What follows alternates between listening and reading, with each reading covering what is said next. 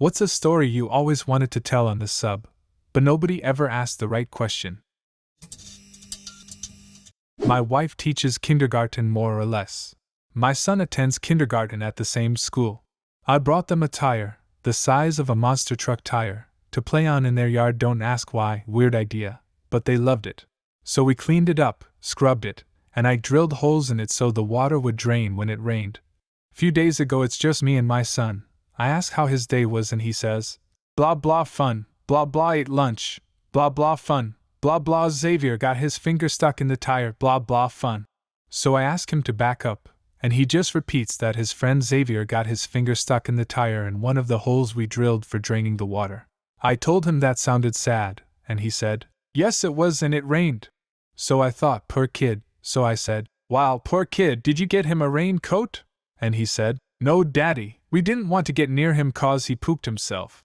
So I'm thinking, really poor kid, so I said, wow, really poor kid, did the teachers help him? And he said something like, he was out there a long time. Then it devolved and I really couldn't get any more information out of him. So I felt guilty about this kid, cause I did drill the holes in the tire. But eventually it slips my mind. Wife gets home, we have dinner, etc. But I forgot about it till I'm talking to her way after the kids have gone to bed. Then suddenly it pops into my head, so I say to her, so our son told me one of the kids got his finger stuck in the tire Toda. And she just bursts out laughing. I sat there dumbfounded. Then she explained to me Xavier isn't one of the kids, he's a teaching assistant who is supposed to take care of the delayed kid in the class, except his kid didn't show up, so he just played with the other students all day. Apparently this 25-year-old guy was sitting on the tire and thought it was a smart idea to try to jam his finger into one of the holes, which makes it crazy. Thinking a little kid could get their finger in almost made sense. But for an adult finger it's almost a miracle he could get it in without breaking a bone. Anyways, apparently he got his finger in there and couldn't pull it out, and they couldn't pick up or move the tire, and the guy was stuck out there for hours, and yes, it did rain, and yes, he really did shit himself. My wife said all the kids kept watching him out the window as it rained. Eventually they called emergency, and she said she was gone at lunch when they arrived. But Xavier was gone when she got back and the guy didn't come back to school that week. We still don't know how they got his finger out. I noticed that whenever I'd order Jimmy John's for delivery, the drivers were either really uptight when I'd answer the door, or seemed very uninterested and wouldn't look at me. This was surprising, because I tried to be really nice to service industry people.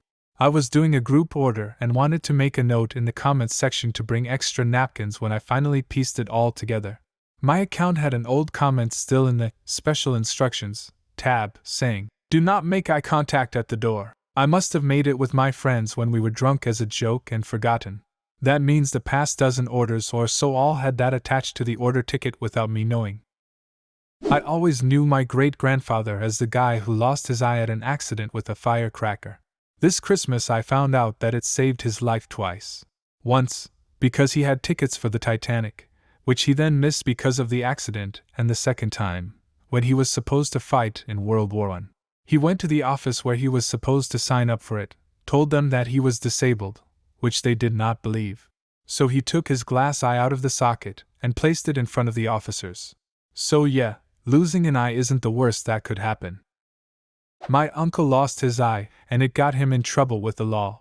After the accident he got a forestry job. He had to go to a remote part of northern Canada to assess tree density. This story happens in the early 1970s. He drives up to the middle of nowhere, grabs his pack and hikes out to the bush for a week. While he was away, the RCMP show up at my grandparents' to find out where he was. His car was parked next to a dead body in the middle of nowhere. Turns out someone else murdered the guy and my uncle just happened to park next to the body, but because it was on his blind side he didn't notice the corpse when he parked. Also, the RCMP only found the body because they were investigating what they thought was an abandoned car. The cops weren't buying the story until my uncle pulled out his glass eye to prove it. Drank 2.5 glasses of vodka and some beer, then got thirsty and drank a lot, and I mean a lot of water. Next morning collapsed in the bathroom and ended up in a coma for 5 days. Turned out I got water poisoning. Could have died because of the booze and later because of the water, but survived both. Moral of the story: with heavy booze use small glasses. One time my dad was extremely thirsty and saw a little bottle of water sitting on a table in a Greek restaurant. Since my dad was desperate, he grabbed the bottle and chugged the entire thing very quickly, and then proceeded to cough and nearly throw up on the floor. Turns out he just drank the equivalent of Greek moonshine. He almost threw up and he was pretty drunk. I felt so bad for him. Moral of the story: don't grab and chug random bottles. The story of how I, accidentally, pissed off the crows. Oh God, it's a long story. It started when these 4 boys around 10 or 11 would walk past my house every week to go swimming. And every week, for weeks in a row, outside my house the same kid got shat on by a massive crow. Obviously we found this really funny and didn't make the connection at the time. He must have done something to piss the crow off. I was putting bird food out in my garden, but I was getting loads of feral pigeons, so I was trying to shoo them away, which this crazy crow must have taken offense to. Soon after, I noticed that I was getting caught at by crows all the time. No matter where I went, there was angry crows cawing at me. That's when I googled crows and saw that they can hold grudges, recognize people, tell other crows about bad people. So I tried to make a peace offering by throwing food on my shed roof. My kitchen window, with the sink in front of it, overlooks the shed roof. After throwing food out, I stood by the window doing the dishes. This must have also pissed this crow off. Later that day, a crow started absolutely screeching and cawing. I went through to the kitchen to see what was going on when a huge bird shit landed on my window. In 20 years there has been no bird shit on that window because there is a big ledge above it. So this crow must have hung its butt over the ledge just to do that.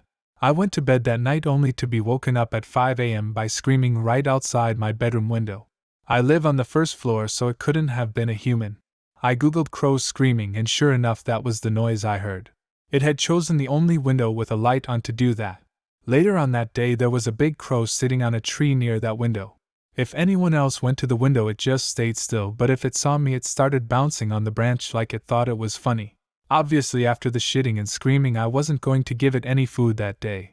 I did give it food the next day, and it must have taken the hint because it never shat on my windows or woke me up by screaming again. However, for about a year and a half, every crow for a mile radius round my house would angrily caw at me. Don't piss off the crows. I worked at a hospital as a doctor's assistant in the orthopedics department. This one time there was a patient who stole a bunch of sheep, and when he was cornered by the police, he grabbed one and jumped off of a bridge. When asked why, he said, "I thought sheep are soft like clouds, so nothing will happen to me." Needless to say, he broke every single bone in his body. I once got locked in the laundry room at my apartment complex and had to call the cops to get me out. I went in to do laundry, tried to leave and couldn't get out. I tried to get out through the windows, but they were painted shut. I tried to slip someone my key under the door, and they couldn't get it open. So I called the police. They sent 2 guys that looked like they just finished infiltrating a high school to bust a drug dealer. It was probably their first day out on the street. They had years of preparation and months of training. They're geared up, they have their guns, they have their tough guy attitude, they're ready to catch criminals and thwart robberies. And in comes a call from dispatch. "KCHHH, yeah, we've got a dumbass trapped in a laundry room." So these 2 guys show up, and their disappointment quickly changed to joyous laughter at my unintended misfortune. After similar attempts to get me out, I saw one of them talking into his radio, and 2 minutes later a 3rd officer shows up. This guy looked like a 15-year vet on the force. He's built like a brick wall. He's seen everything in his decade and a half in blue, and he is not laughing. Officer Brickwall goes back to his patrol car and returns carrying this badass tool I've never seen before. It's made of iron. One side had a spade and the other had 2 giant claws.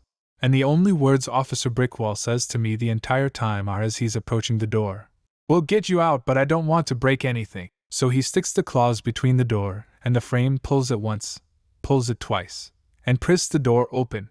Turns out a big screw from door's face plate got stuck in the strike plate and wedged itself in the door frame. Before I could even thank Officer Brickwall, or beg him to let me take a selfie with the claws of life, he stomped back to his car and drove off. After an hour in the laundry room, I was free. Epilogue: while I was stuck in the laundry room, I was waiting for a friend to show up. We were going to smoke weed, eat pizza, and watch Monday Night Football. I had to call my friend and assure him that the cops were there to help me and to pick up the pizza since I was unable to do so. My door had been left unlocked, and he dropped off the bong and pizza just in time to watch me be set free. I destroy everything I touch, eventually. It's like a mutant power, the kind I don't want. You see, as I grew up, things happened.